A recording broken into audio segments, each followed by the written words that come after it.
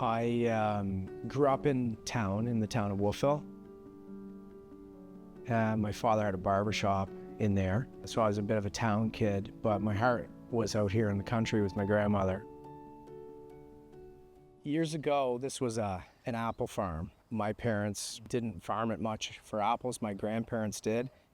It went through different periods of time where it was very profitable, and then it was not profitable at all.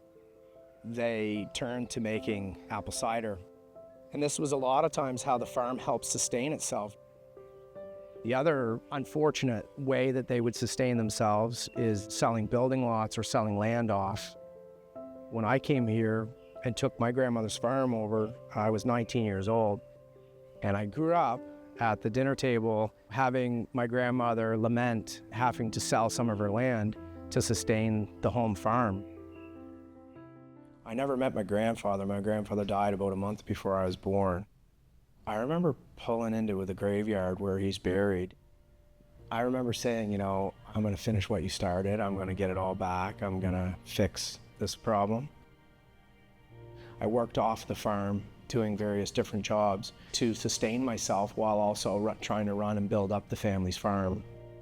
My dad's a pretty incredible guy. His strength of characters is incredible. I just feel like very lucky to have been raised by someone who has instilled the values in us, in particular about legacy and the importance of the farm and keeping it, alive.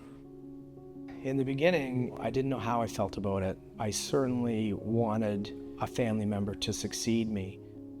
They always seemed to be opposed to it early on. When Rachel started and made the decision to join us, it was a game changer.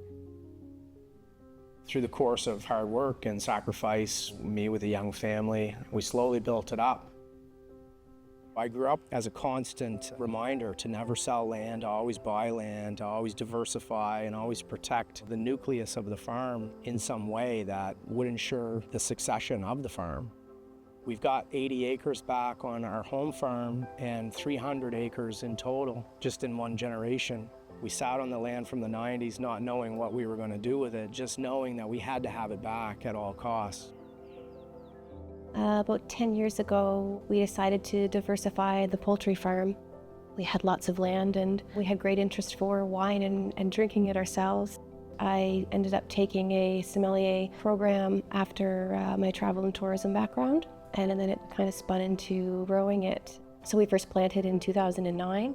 At that time that we were really just expanding in the farm and starting in a new industry here in Nova Scotia to be grape growers, to sell our fruit. This particular field that we fought so hard to get back into our family's control, it's really easy to plow over a hayfield for houses with a beautiful view. It's a lot harder to do that with grapevines that are supporting a winery. It's so much more intrinsic and so much more permanent, if you will, or necessary. And I feel a lot better in my life knowing that it'll be a lot less likely that this land could ever be utilized for anything other than agriculture. That's the key for me, is to keep it in agriculture and to keep it within our family.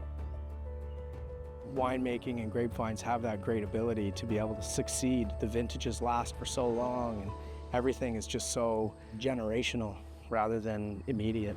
I'm incredibly proud to be part of that and to be able to be here and to be working with my family on a legacy project. That means a lot. It's very rewarding.